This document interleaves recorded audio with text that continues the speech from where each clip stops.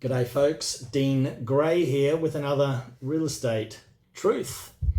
Today I want to talk about why renovating before selling can be a complete waste of money. Look, so you're thinking about renovating before selling. A new kitchen, new bathroom, maybe knock out a wall or two while you're at it.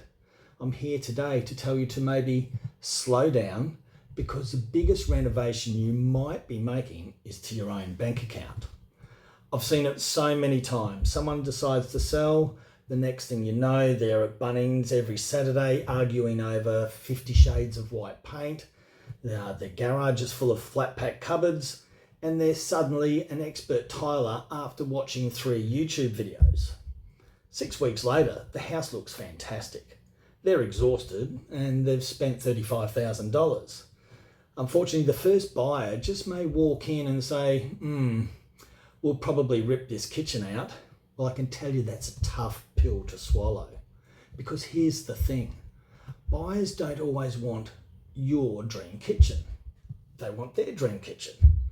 That expensive tapware you love, the featured tiles you spent hours choosing, that fancy pendant light that's in the kitchen that your partner insisted on. The buyer might hate every single one of them. So here's the truth.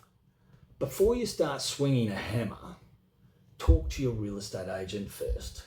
Sometimes a fresh coat of paint, a good clean and declutter, tidy the gardens and a bit of maintenance will make a much bigger difference than a full renovation. Save your money.